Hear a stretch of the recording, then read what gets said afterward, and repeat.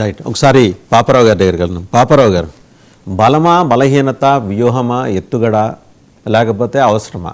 China, Russia ఎందుకు అలా కామ్గా ఉండాల్సి వచ్చింది, మౌనంగా ఉండాల్సి వచ్చింది?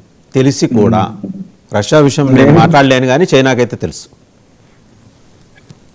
అంటే నేను కూడా దాని నుంచి మొదలు పెడదాం ఇప్పుడు మాట్లాడటం. ఎందుకంటే మురళీ మనోహర్ గారు దాని గురించి చెప్పారు కాబట్టి అక్కడి నుంచే బిగిన్ చేసుకో. అంటే ఒకటి సార్, ఇక్కడ ప్రధానంగా ఏంటంటే వీధి రౌడీలాగా వెంటనే దాడులు చేసుకోవటం ఉండవు అంతర్జాతీయ దీనిలో. వీధి రౌడీల వ్యవహారం అలాగే ఉంటుంది కదా, ప్రవోక్ అవ్వగానే అక్కడికక్కడ మర్డర్ చేసేసి వెళ్ళిపోతారు స్పాంటేనియస్ గా. ఇది మొత్తం కోట్ల మంది ప్రజలు జీవితాలకు సంబంధించిన వ్యవహారం. రాజకీయ నాయకులకు ఆ విజ్ఞత ఉండబట్టే వాళ్ళ దేశాలకు నాయకులుగా, ముఖ్యంగా ఇంత పెద్ద దేశాలకు నాయకులుగా వాళ్ళు వీధి గుండాలు ఎదగపోవటం అనేది సహజంగా ఉండేది. అందుకని ఏంటంటే వాళ్ళు వెంటనే రియాక్ట్ కాలేదు కాబట్టి, వాళ్ళు వేచి చూసే ధోరణి అనుసరిస్తున్నారు కాబట్టి, వేచి చూడటం అంటేనే వెనకాలేదో ఆలోచిస్తున్నారనే దే విల్ హ్యావ్. ఇప్పుడు వెనిజులా మధురోని లిఫ్ట్ చేశారు, అలాగే మ్యారినర్ షిప్ ని, రష్యన్ షిప్ ని సీజ్ చేశారు. వాళ్ళు ఏమో ఊరికే చూస్తా కూర్చోరు కదా, వాళ్ళు కూడా they will be scheme planning చేస్తుంటారు. వాళ్ళ వెనక వాళ్ళ ఆలోచనలు ఏదో చేసుకుంటారు. They will take time. ఈ రెండు ఊహించని ఘటనలు, మరీ ముఖ్యంగా ఈ రెండు ఏంటంటే మధురోది ఒకవేళ చైనా వాళ్ళకి తెలిసినా కానీ అది లాస్ట్ మినిట్ లో వాళ్ళకి అవగాహనలోకి వచ్చి ఉంటుంది. ఆ ప్లానింగ్ అనేది ఈ మధ్య జరుగుతుంది అది. సో వాళ్ళు అది. రెండోది ఏంటంటే ఇక్కడ మీకు మామూలుగా అమెరికా అనుసరిస్తున్న వ్యూహం, యుక్రెయిన్ లో కూడా మనం రష్యా వీక్ అనుకోవడానికి లేదు.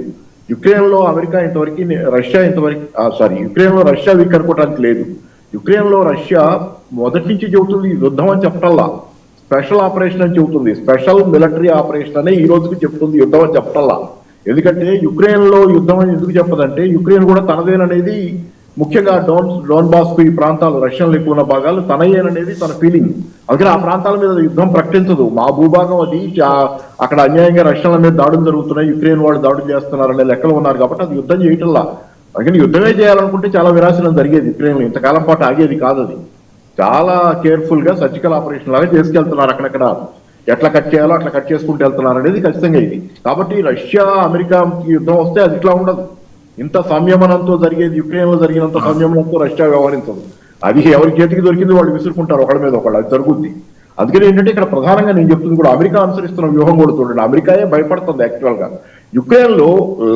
యుక్రెయిన్ కి ఇచ్చిన ఆయుధాలు ఏంటి? అమెరికా ఇన్నాళ్ళ యుద్ధంలో, ఈ 2-3 ఏళ్ల యుద్ధంలో యుక్రెయిన్ కి ఇచ్చిన ఆయుధాలు ఏంటి?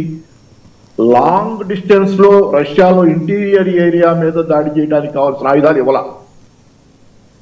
బాగా ఇంటీరియర్ రష్యాలో లోపల భాగాల మీద, అంటే ఇక లోపల నగరాల మీద వాటి చేయడానికి, ఏదో మామూలు యుద్ధం చేసుకోవడానికి దగ్గరగా, అంటే అందుకని లాంగ్ డిస్టెన్స్ ఆయుధాలు లేవు యుక్రెయిన్ దగ్గర. ఇప్పటికి అమెరికా ఇవ్వాల, వాటిని అట్టి పెట్టుకుంది తను ఇవ్వటంలా. ఎందుకంటే అవి గనక తను ఇస్తే గనక యుక్రెయిన్ కి తన మీద రష్యా కోపం వచ్చి తన మీద ఎదురు తిరుగుతారే భయం.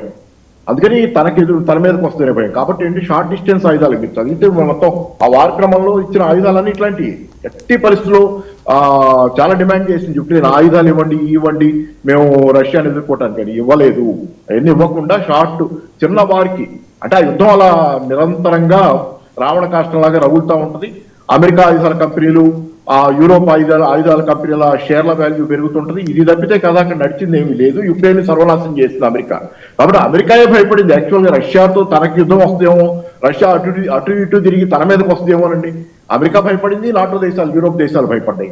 కాబట్టి భయపడటం అంటే రెండేపులా భయం ఉంటుంది. దీనిలో ముఖ్యంగా వ్యూహం ఏంటంటే బాయిలింగ్ ద ఫ్రాగ్ అనేది.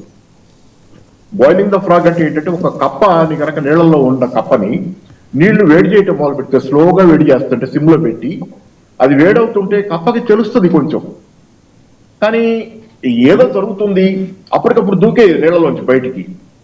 అది కొంచెం వేడవుతుంటే దానికి అది కొంత స్లో ఉంటుంది. అట్లాగే ఒకేసారి వేడి నీళ్ళలో పడేస్తే అది దూకేస్తుంది బయటికి. కాకుండా ఇలా స్లోగా సిమ్ మీద వేడి చేసి, అదే వ్యూహాన్ని రష్యాతో కానీ అమెరికా చాలా కాలంగా చాలా మంది అనుసరిస్తున్న వ్యూహం అదే, నెమ్మదిగా సెగబెట్టడం. చివరికి అది బాగా బాయిల్ అయిపోతే చచ్చిపోద్ది లోపల. అది ఒక పాయింట్కి వచ్చి బయటికి దూకదు, అలా లోపల ఉండాలో బయటికి పోవాలో తెలియని స్థితిలో చచ్చిపోద్ది. ఈ వ్యూహాన్ని అమెరికా అనుసరిస్తుంది. దానిలో భాగంగానే చేసుకుంటూ వెళ్తుంది అన్ని.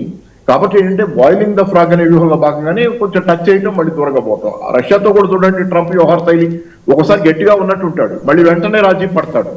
అర్థం కాకుండా చేయటం, రెండో వాళ్ళ మీద మైండ్ గేమ్ ఇది. రష్యాతో పూర్తిగా తగద పెట్టుకునేది లేక దాంతో కాసేపు పొట్లాడతాడు, కాసేపు వెనక్కిపోతాడు.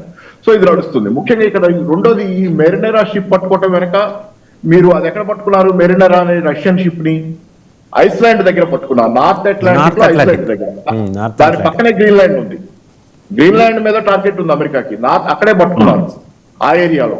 అంటే ఆ ఏరియా మీద తమ అథారిటీ చూపిస్తున్నారు.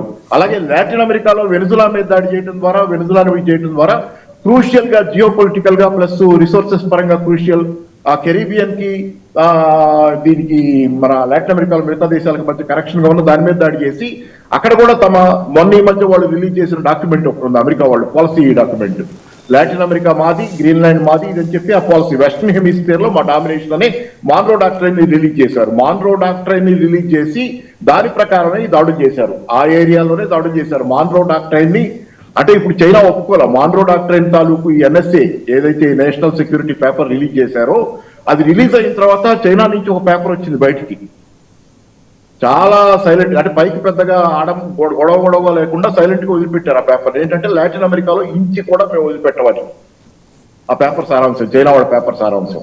అందుకని ఏంటంటే వీళ్ళు ఎటు కూడా మనకు మాట ఒప్పుకునేటట్లు లేరని తనే ఆ భూభాగాన్ని వెస్టర్న్ హెమిస్ఫియర్ ని తనే సపరేట్ చేసుకోవడం మొదలుపెట్టాడు. మొత్తం ప్రపంచం నుంచి వెస్టర్న్ హెమిస్ఫియర్ మీద తన ఆధిపత్యం తనే ఎజర్ట్ చేసుకోవడం. ఆ పేపర్ వచ్చింది, చైనా పేపర్ వచ్చిన తర్వాతే మధురను ఎత్తుకెళ్ళాడు.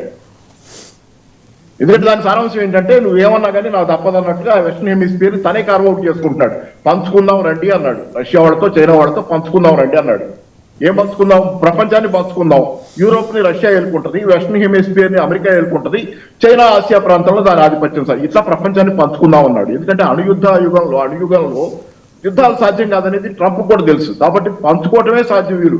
అట్లా కాకుండా world war II, world war I ఎందుకు జరిగినాయి, world war I, world war II ప్రపంచాన్ని పంచుకోవడానికి సామ్రాజ్యవాద దేశాలన్నీ కలిసి కొట్లాడుకున్నాయి, ఆ రోజు యుద్ధాలు చేసుకున్నాయి. కానీ ఈ రోజు యుద్ధం వస్తే భూగోళమే ఉండదు, అది ట్రంప్ కి తెలుసు, జైకి తెలుసు, పుటిన్ కి తెలుసు. కాబట్టి దానిలో భాగంగా ప్రపంచాన్ని పంచుకుందాం, కొట్టుకోవద్దు, పంచుకుందాం, ఎవరికి ముక్కలు పంచేసుకుందామని దొంగలు పంచుకున్నట్టు. మరి లాటిన్ అమెరికాను అడిగారా, ఆఫ్రికాను అడిగారా, ఆసియాను అడిగారా, మిగతా యూరోప్ దేశాలను అడిగారా వీళ్ళు?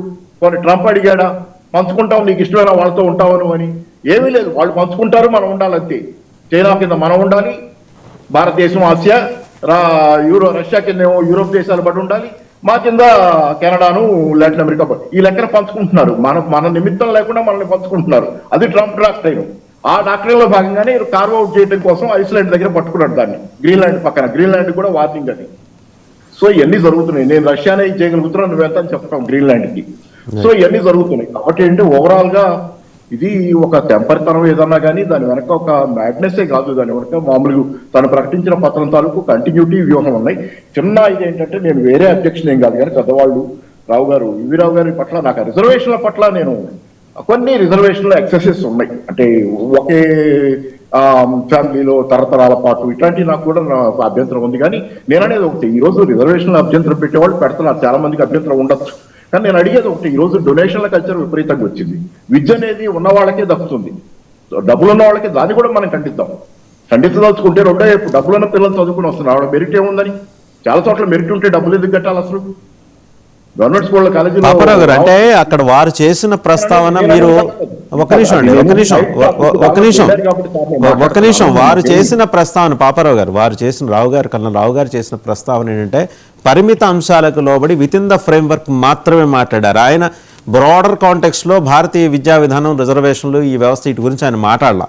కొన్ని పరిమిత అంశాలకు సంబంధించి, కొన్ని ప్రత్యేకమైన అంశాలకు సంబంధించి మాత్రమే మాట్లాడారు. He is very cautious. ఆయన మాట్లాడే ప్రతి పదం నేను గమనిస్తుంటా, ఇప్పుడు కాదు, ఆయన ఎంతో కాలం గమనిస్తున్నాను. చాలా బ్యాలెన్స్డ్గా ఉంటారు ఆయన. ఎక్కడ కూడా ఒక సెంటీమీటర్ దూరం జరిగి మాట్లాడరు ఆయన.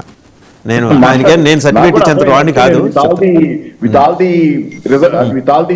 ఆయన అన్న రిజర్వేషన్స్ వేరు, మీరు టచ్ చేసిన రైట్. ఒకసారి కల్నల్ రావు గారి దగ్గర కల్నల్ రావు గారు, I have some more questions అండి. ఈ 32 మంది క్యూబల్ని ఎందుకు చంపేశారు? ఎవరినండి? బంగ్లాదేశ్ లో మధుర వచ్చేప్పటికి, మధుర దగ్గర వచ్చేప్పటికి, మధురని బంగ్లాదేశ్ ఏమవుతుందంటే, బంగ్లాదేశ్ మళ్ళీ వస్తానండి. బంగ్లాదేశ్ నేను 32 మంది క్యూబన్లు దగ్గర వచ్చి ఆగుతున్నా. మధురని చుట్టుముట్టిన 32 మంది క్యూబన్ గాడ్స్ని ఎందుకు చంపేసింది అమెరికా?